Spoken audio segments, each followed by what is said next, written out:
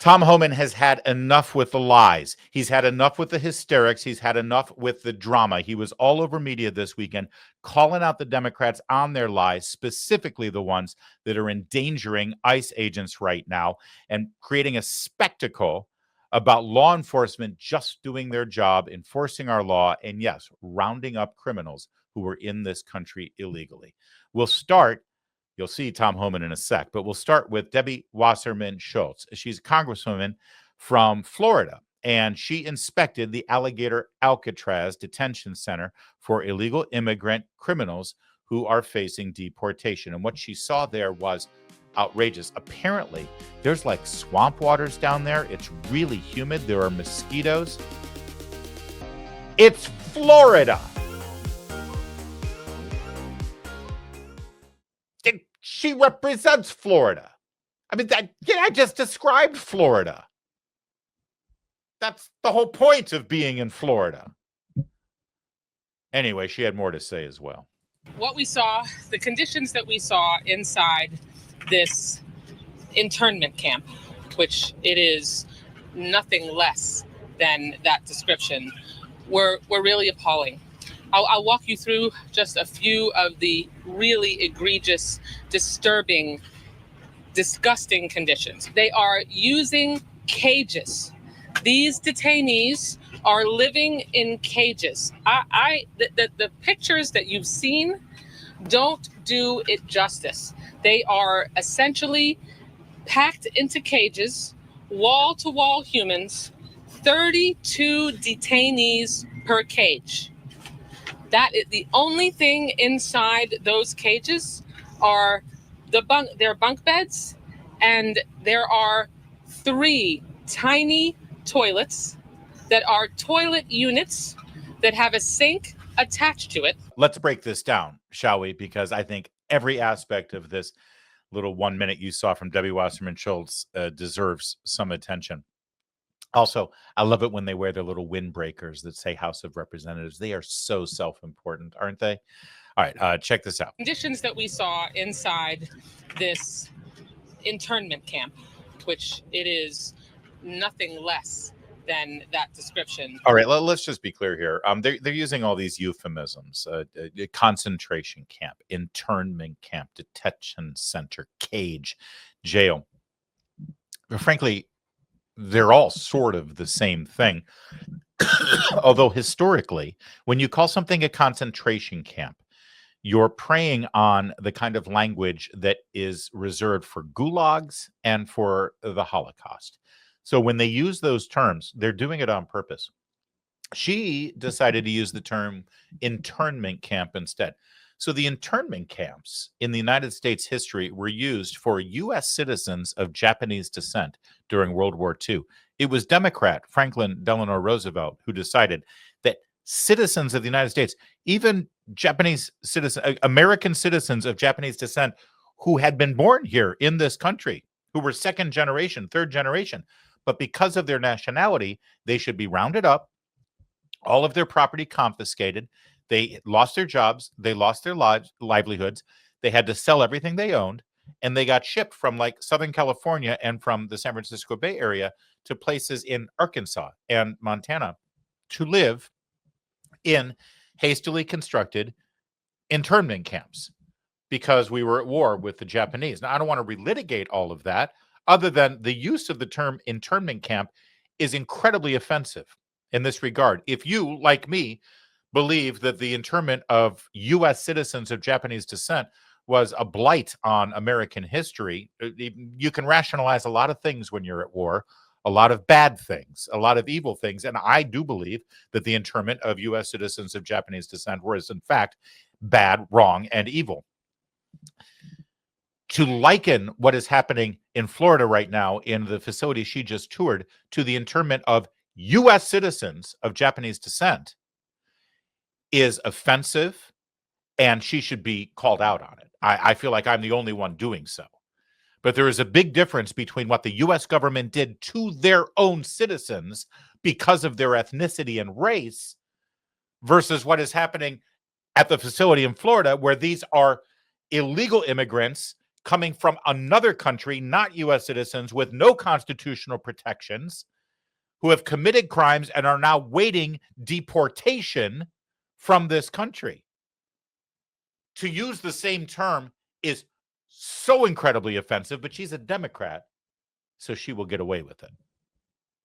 Were really appalling. I'll walk you through just a few of the really egregious, disturbing, disgusting conditions. They are using cages. These detainees are living in cages. They are not living in cages.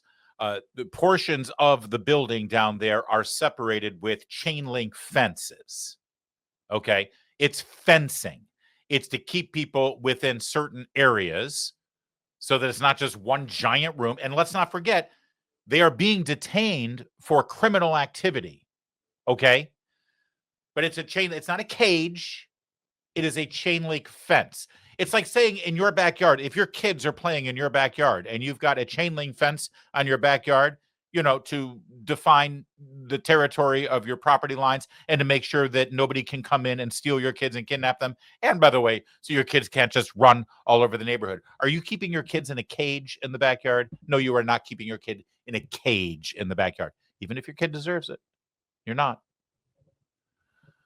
So that's a little hyperbolic from Debbie Wasserman Schultz, but it gets better. The pictures that you've seen don't do it justice. They are essentially packed into cages, wall-to-wall humans, 32 detainees per cage. So 32 detainees per fenced-in quadrant, which, okay, fine stat, but it's meaningless if you don't tell us the proportion of that quadrant. For instance, if it's 100 square yards, that's pretty huge. You got a lot of room to roam about. Now, I doubt it's that big, but what is it? Is it 100 square feet, perhaps? Or maybe 500 square feet? That's kind of critically important. When you tell me how many people are in there, fine. How big is the space that they're in? But she leaves that out. All she wants to do is tell you that there are 32 in there. That is the only thing inside those cages are their bunk beds, and there are 3 tiny toilets that are toilet units. By the way, what does that mean, tiny toilets? Are they supposed to be a certain size? What, to accommodate your fat ass? What do you mean tiny toilets? A toilet's a toilet. It gets the job done. 3 per 32. That means at any given time, 10% of the people in the little caged quadrant can use the john. That's fine. That's typical for like a restaurant or for a theater or what have you. You have to have a certain number of toilets for the capacity of the people in there. That's normal. There's nothing weird about that at all, by the way. Oh, and they've got bunk beds. Do you know what she's describing? She's describing the barracks that the Marines live in when they're enlisted and they first join up in the Marine Corps. That is exactly what she's just described. She's described boot camp at Quantico or Camp Lejeune or wherever it is. Where do they do boot camp now for the enlisted? Quantico is for the officers. I can't remember where enlisted are. Someone will remind me in the chat. That's what she's describing, and it's outrageous. All right, but then she really wants to dwell on the toilets. By the way, here's the image. That's not a cage. That's a quadrant of the room that has been fenced in with chain link fencing. A cage is a very legitimate, specific thing. Okay, that's not a cage. Number one, and look at there's room. So you're telling me there's 32 people in that space when it's full. All right, so let's let her talk about her little, because she's really upset that the toilets are not the appropriate size. They essentially drink. They get their drinking water and they brush their teeth, where they poop in the same unit. They bragged that they went above standards, supposedly, and gave them a 3-foot privacy wall that stretches the length inside the 32 detainee cage. A 3-foot privacy wall that stretches the length of the 3 toilets. By the way, I mean, I hate to sound racist, and I'll be called that anyway, so I'm going to go ahead and just say what's on my mind, because you can't stop people from calling you a racist. But I just want to say the vast majority of the illegal immigrants who have come here and lied about their asylum status and have broken laws in their home countries and are wreaking havoc in this nation, and now they're getting deported. And yes, other people are getting swept up with them who are in the country illegally, and they're being deported too. They're all coming from El Salvador and from Honduras and from Guatemala and from Mexico and from Venezuela and Haiti and other countries. Can I just tell you something? Forgive me. I would venture to say that for most of these people, the facilities they have when they go home are not nearly as nice as this. I've said it. I'm sorry. I've been to El Salvador. I've been to Guatemala. Not been to Haiti. I'm not that stupid. I've been to third world nations. I've seen the squalor that people live in. I assure you the floors are not that clean. I assure you that where they go to do their business, to do their number 1 and number 2, they do not have a 3-foot privacy wall. I've seen it with my own very eyes. Hell, I've seen it in Los Angeles on any given day, walking down the street. So yeah, it's a horrible thing what these people are enduring compared to Debbie Wasserman Schultz's standards. But compared to Guatemala, you could do worse. But what did she say at the beginning there about the toilet facilities? What's going on here? So they essentially drink, they get their drinking water and they brush their teeth where they poop. It's called a bathroom, ma'am. What is Debbie Wasserman Schultz's house like? I'd love to get the tour of Debbie Wasserman Schultz's house. Here is our drinking water room. And then right next door, this is our toothbrushing room. We have a room exclusive just for brushing our teeth. And then over here, separated from the brushing your teeth room, this is the pooping room. We have 3 different rooms. You want to drink a water, you go into that room, close the door, get your privacy, keep it sanitary. You want to brush your teeth, ditto. And then, of course, if you want to do your number 1 or number 2, the pooping room is right here. Separate rooms for everything. The rest of us, I don't know about you, I don't know what kind of life you've got, but for the most of us, for the rest of us, I know in my house, you can take care of business sitting right here. Stand up, please flush, drop the lid, walk 1.5 feet that way, turn on the sink, you're brushing your teeth. Here in America, Congresswoman Wasserman Schultz with a hyphen, we all brush our teeth where we poop. I guess there are some master bathrooms. Are we allowed to say master bathrooms still? Can we say that? En suite? That's right. There are some master bathrooms where the commode does have a door. That's separate. And maybe that's all Wasserman Schultz is used to. I cannot believe that we are crying tears for the criminal illegal aliens who were facing mass deportation, but they had every opportunity to do self-deportation and get money from the federal government on their way home where they belong. We're shedding tears because they have to brush their teeth where they poop. Well, not only have I had it, but Tom Homan has had it, and he had a hell of a weekend pushing back on all of this crap. Here he was in Tampa at the Turning Point USA conference with our buddy Charlie Kirk. Take a listen. We left thousands of empty ice beds at $127 a night, empty. Thousands of them. They released them to NGOs at $500 a night. Why did they do that? Because they knew if they're in ICE detention, they get a hearing within 40 days, 90% lose their case, they get sent home. That is not what they wanted. They're playing the long game. Let's release them in the community. Wait 3 or 5 years. Pardon me? Are you an MS-13 member? It says so. Hey, that's okay. That's okay. I got a question. No. I got a question for you. Why don't you come up here and hand me that picture? Bring it. USA.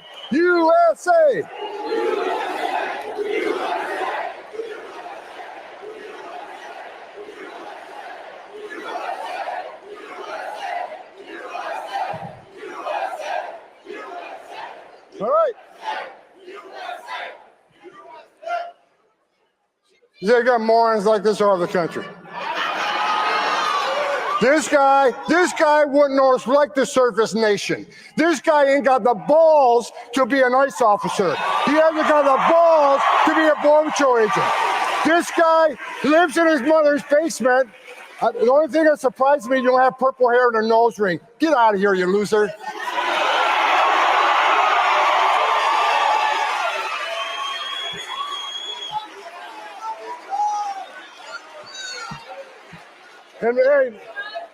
And you're such a badass, meet me off stage in 13 minutes and 50 seconds.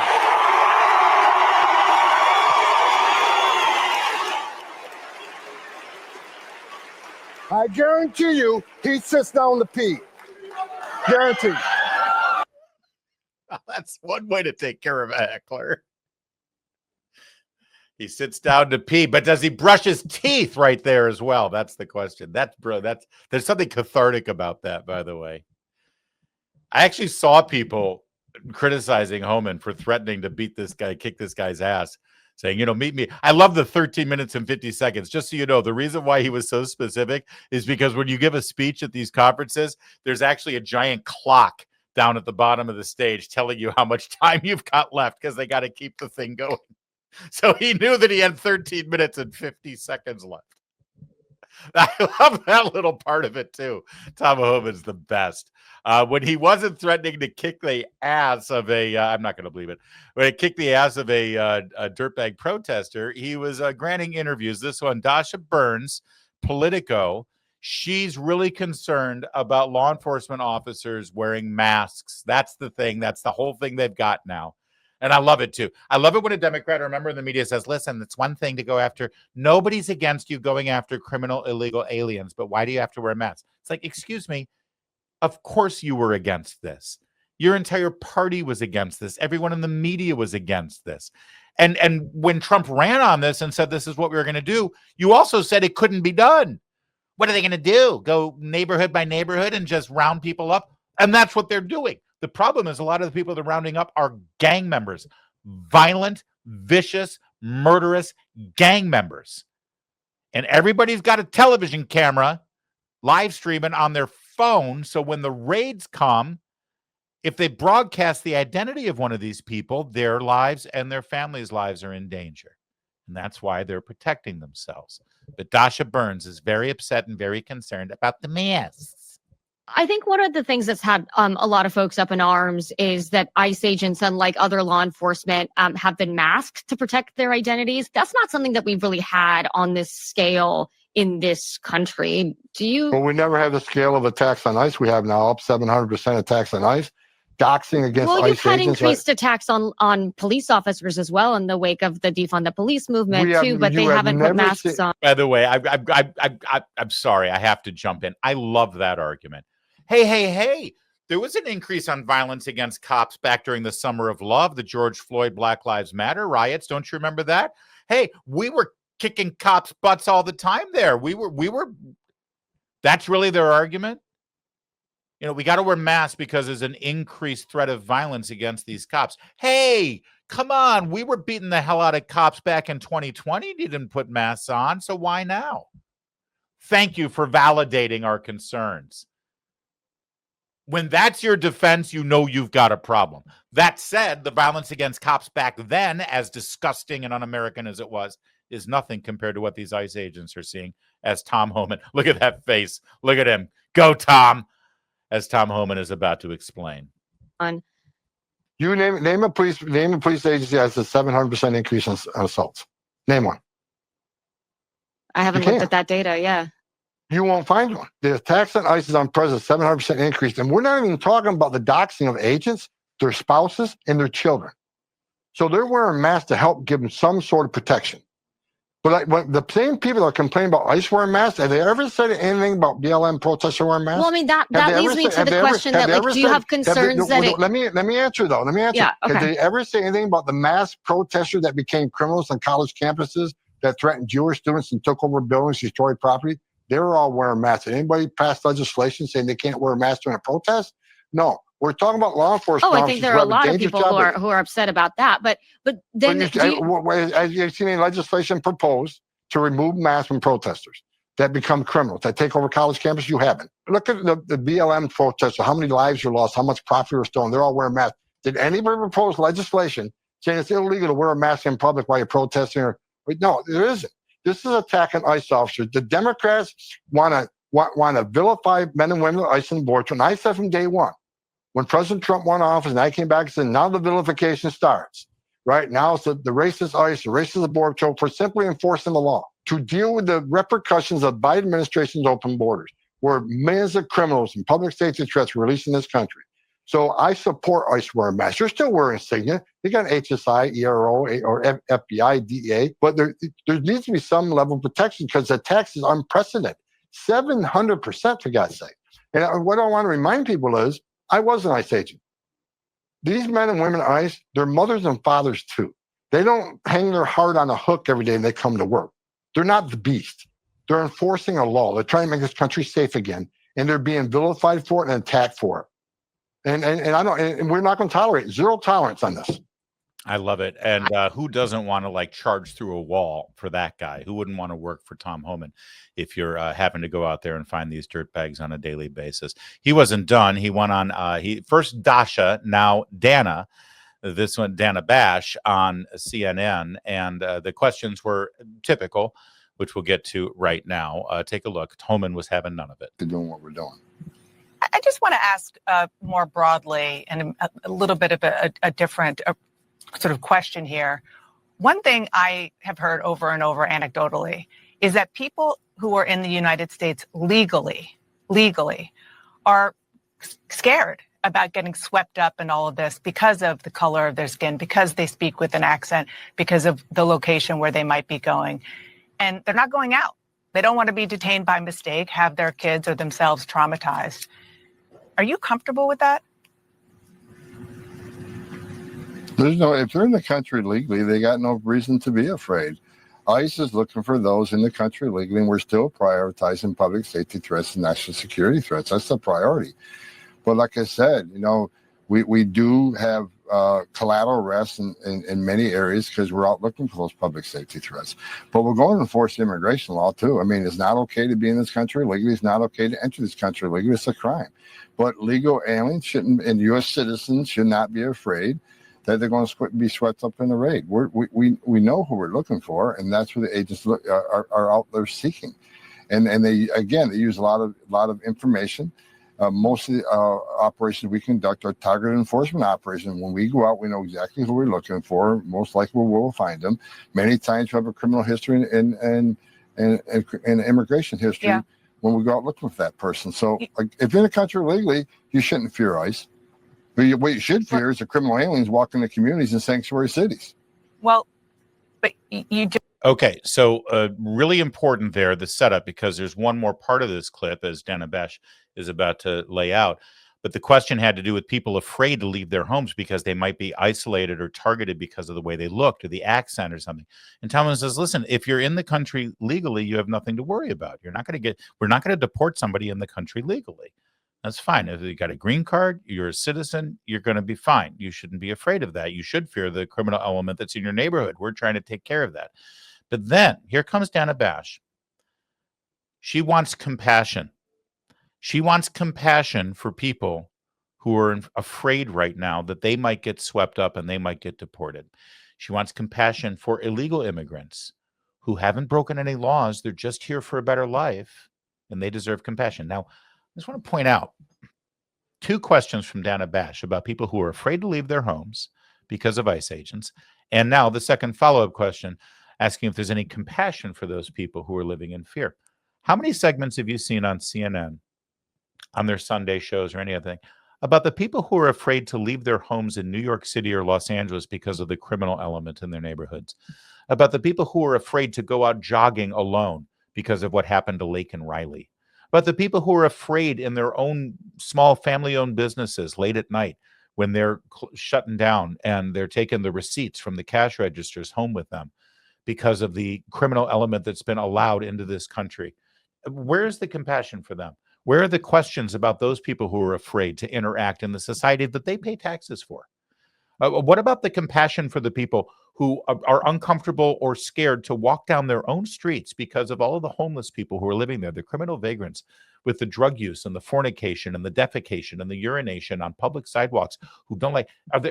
Does Dana Bash ask about compassion for them, about those people who are afraid because of the results of Gavin Newsom's policies in California or Joe Biden's policies when he was president? You never have those questions. But now suddenly we are all compelled to deliver compassion for those that Dana Bash decides deserves your compassion.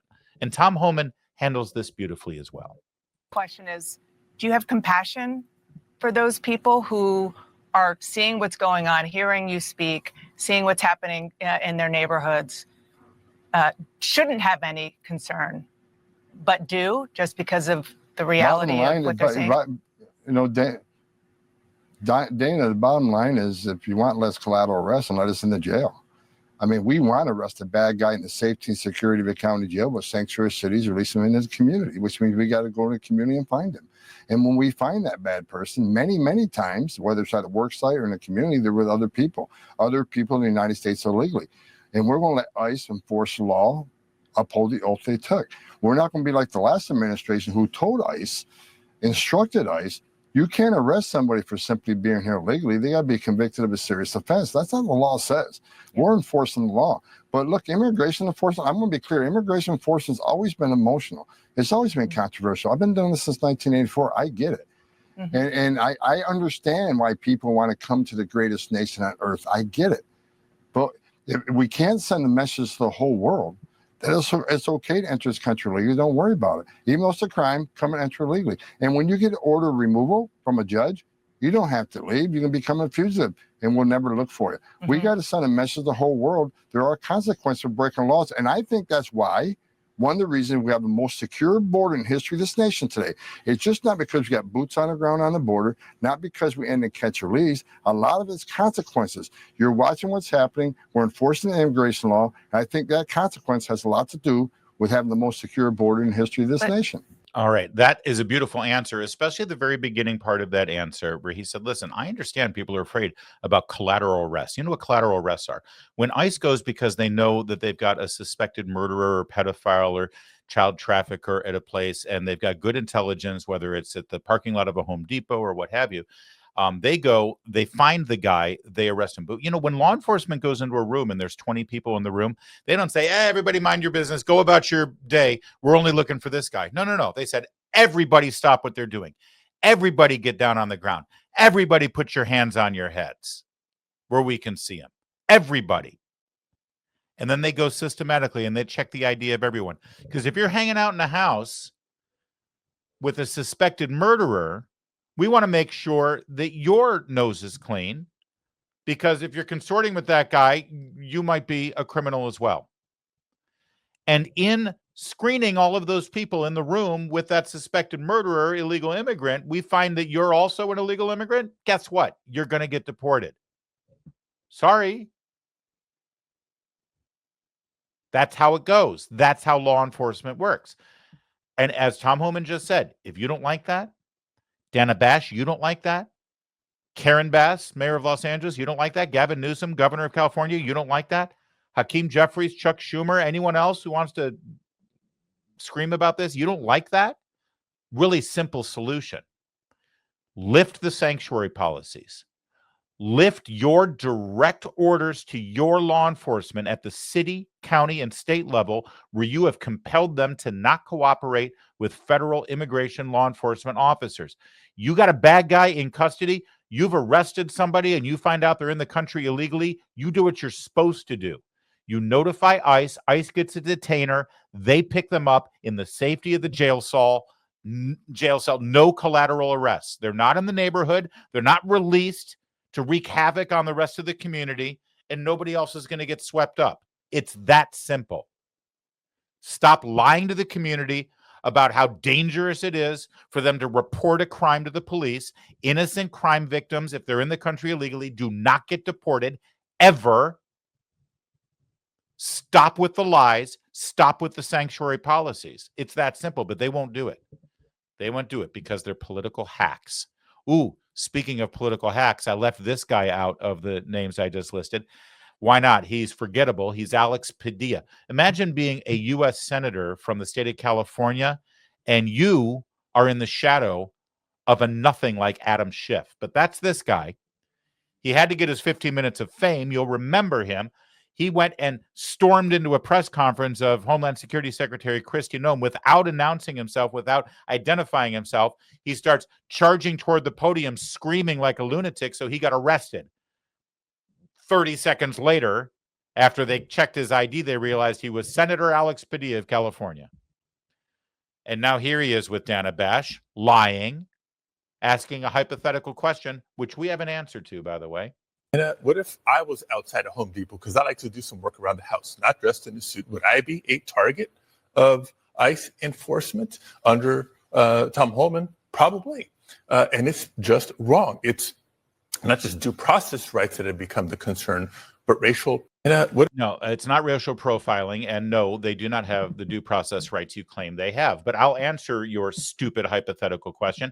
If you were standing outside of Home Depot and you weren't dressed in your suit, would you be a target of ICE agents? No, you would not be the target of an ICE agent unless they had a tip that you were actually a suspected murderer, a child rapist, or a pedophile, or some other kind of criminal that they've been sweeping up in these raids. No, you would not be the target. However, if you were hanging out in Home Depot and the guy next to you was the target, yes, Senator Padilla, in fact, you would be detained. And as soon as we figured out who you were and it was cleared that you were in the country legally and you don't have a criminal record and you're not suspected of any crimes, you'd be let go. Because that's law enforcement. That's how it always works. That's the rules that we all have to live by, even when you're a senator.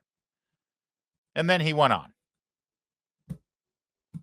Some of the unrest that's happening in and around the ICE agents as well. Officials are looking for a suspect who appeared to fire a gun at a federal agent during a raid. A few days before that, 10 people were arrested after opening fire outside an immigration detention facility in Texas, injuring a police officer. Authorities say it was a planned ambush. Earlier this week, a man with a rifle and tactical gear was shot dead after firing at Texas Border Patrol, at least the facility.